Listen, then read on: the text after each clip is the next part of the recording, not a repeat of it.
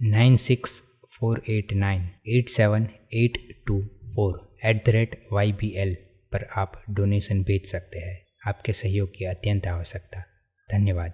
नमस्ते। चतुर्थ परिच्छेद वेद। भारतवर्षीय इतिहास के संबंध में इस विषय का महत्व, ईश्वरीय ज्ञान की आवश्यकता, वेद के ईश्वरीय ज्ञान होने में युक्तियाँ। इस प्रश्न पर पश्चिमी विद्वानों का संभ्रम।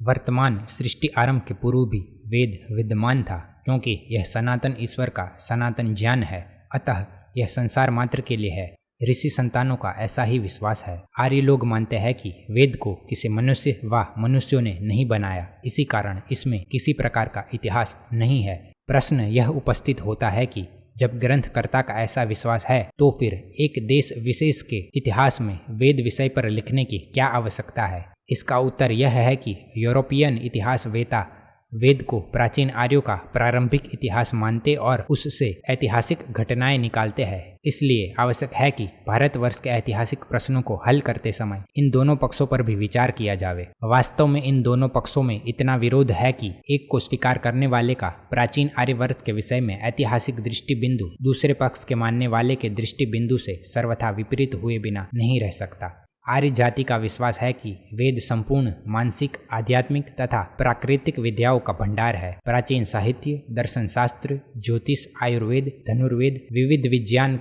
ये सब के सब वेद का ही आश्रय लेते हैं। इसके विपरीत यूरोपीय विद्वान वेद को बच्चों की बलबलाहट बतलाते हैं और कहते हैं कि जिन ऋषियों ने इन्हें बनाया वे असभ्य और सीधे थे। जब किसी नवीन दृश्य को देखते थे उनके हृदय आह्लाद और मन आश्चर्य से भर जाते थे और अपने इन मानसिक भावों का विकास वे ग्रामीण रस युक्त कविता में प्रकाशित करते थे।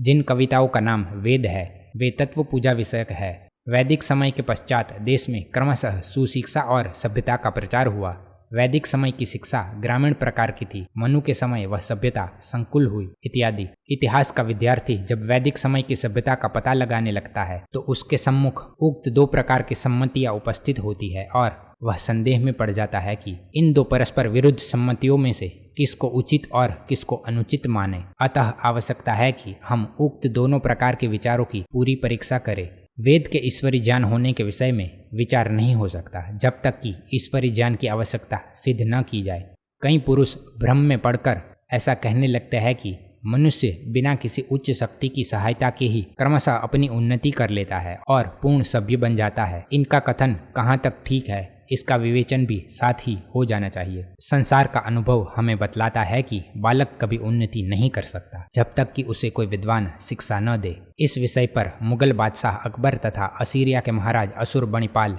जिसे यूनानी साल्डना पैलेस कहते थे, ने विशेष प्रकार से विचार किया था। महाराज अशुरबणिपाल ने एक बालक को मनुष्यों के प्रायः सब प्रकार के संस्कारों से बचाने के लिए एक जंगल में 12 वर्ष तक रखा था ताकि उसे मानुषी भाषा ज्ञात न हो। उस बालक की सेवा के लिए भी गूंगी तथा बहरी स्त्रियां नियत की गई थी। 12 वर्ष के पश्चात जब वह बालक महाराज अशुरबणिपाल के दरबार में लाया गया तो वह मानुषी भाषा बोल न सकता था, केवल बकरे की तरह मैं करने लगा। अनुसंधान करने पर ज्ञात हुआ कि वह बालक जंगल में जहाँ रहता था वहाँ एक बकरी बंधी रहती थी। उसी से बालक ने मैं करना सीख लिया। अकबर ने भी इसी प्रकार परीक्षा की थी और उस परीक्षा का परिणाम भी यही निकला था। कई वर्ष हुए कि आर्य अनाथालय बरेली में एक बालक लाया गया था जो कच्चा मांस खाता था और भेड़िए की तरह चलता था। अनुसंधान करने पर ज्ञात हुआ कि इस बालक को भेड़िया उठा ले गया था और उसी ने इसे पाला था। यदि वह अनाथालय में न लाया जाता तो कुछ दिनों में वह भेड़िए के सब दुर्गुण सीख लेता और उसमें मनुष्यता बिल्कुल न आती। इन दृष्टांतों से सिद्ध होता है कि मनुष्य स्वयं कभी उन्नति नहीं कर सकता जब तक कि उसे कोई शिक्षक न मिले।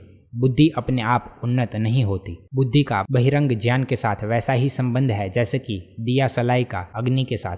दिया सलाई में जलने की शक्ति तो होती है, परंतु जब तक उसको अग्नि अथवा रगड़ के द्वारा उष्णता नहीं पहुंचाई जाती है वह जल नहीं सकती। इसी प्रकार बुद्धि में ज्ञान धारण शक्ति तो है, परंतु जब तक उसका संबंध किसी ज्ञानी के साथ न हो बुद्धि में ज्ञान आ नहीं सकता। अब विचारना यह चाहिए कि वर्तमान सृष्टि के आरंभ में जब सब मनुष्य बुद्धि में बालक के समान थे और आज कल की तरह एक दूसरे को शिक्षा नहीं दे सकते थे, तो ज्ञान का आरंभ किस प्रकार हुआ? निश्चय है कि मनुष्यों की अपेक्षा किसी उच्च चैतन्य शक्ति ने उन्हें ज्ञान दिया होगा, परंतु वह उच्च चैतन्य शक्ति परमात्मा के बिना कोई अन्य सिद्ध नहीं हो सकती। अतः सिद्ध हुआ कि परमात्मा ने ही इस सृष्टि के आरंभ में मनुष्य को ज्ञान दिया। यदि वह ज्ञान न देता तो मनुष्य भी पशुओं के समान ज्ञानहीन होते, अथवा पशुओं की तरह इनमें भी केवल नैसर्गिक सहज बुद्धि होती। आजकल कोई नहीं देखता कि बंदर अपने आप किसी प्रकार की उन्नति करता ही नहीं। ऐसा सुनने में आता है कि आज से 500 वर्ष पूर्व बंदरों की जो अवस्था थी उसमें किसी प्रकार का परिवर्तन हुआ हो। बंदरों की बात तो दूर रही, आजकल भी ऐसी मनुष्य जातियां उपस्थित हैं जो पहले कभी सभ्य थी और फिर गिर गई, क्योंकि अन्य सुशिक्षित जातियों में से इनमें शिक्षकों का आना बंद हो गया। ऐसी गिरी हुई जातियां जो शताब्दियों में दुरावस्था को प्राप्त है, वह भी अभी तक स्वप्रयत्न से उच्चावस्था को प्राप्त नहीं हुई। एक पतित जाति अंडमान द्वीप में निवास करती है जिसका नाम निग्रेटा है। इन लोगों में कोई लिपि नहीं है, न ये कपड़े बुनना जानते और न सीना और न खेती ही कर सकते हैं। इन्हें लोहा पीतल आदि धातु का प्रयोग बिल्कुल नहीं आता। आग इनके यहाँ बराबर जलती रहती है। जब एक स्थान से दूसरे स्थान को जाते हैं, जलती हुई आग अपने साथ ले जाते हैं। उनमें ऐसा कदाचित ही कोई मनुष्य होगा जो 10 तक गिन सके। किसी प्रकार कोई 5 तक भी गिन ले तो वह गणितज्ञ माना जाता है। वे कपड़े नहीं पहनते, कभी कभी पत्तों से शरीर ढक लेते हैं। वे न तो ईश्वर की प्रार्थना करते और न किसी प्रकार की पूजा, परंतु ऐसा विश्वास रखते हैं कि कोई परमात्मा है जो लोगों को दंड देने के लिए जल प्लावन भेजा करता है। उनका यह भी विश्वास है कि समुद्र और नदियों के भिन्न भिन्न देवता है, परंतु इन देवताओं की आराधना का कष्ट वे कभी नहीं उठाते। इनके भीतर न कोई इतिहास है और न कोई लंबी चौड़ी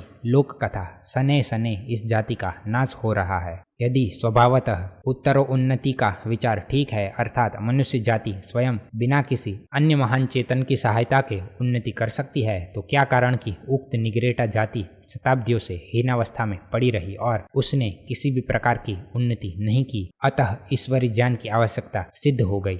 अब यह विवेचनीय है कि ईश्वरी ज्ञान है कौन सा। आर्यवर्त के प्राचीन ऋषिमुनि तथा वर्तमान समय के करोड़ों पौराणिक भी वेद को ईश्वरी ज्ञान मानते आए और मानते हैं। पारसी लोग जिंद अवस्था को वेद मानते हैं। ईसाइयों का मत है कि बाइबल ईश्वरी ज्ञान की पुस्तक है। मुसलमानों का यह सिद्धांत है कि कुरान ईश्वरी ज्ञान है। यह सब कथन तो ठीक हो नहीं सकते, अतः कुछ ऐसी परीक्षाएं नियत करनी चाहिए जिनसे उक्त कथनों के सत्यासत्य का निर्णय हो सके।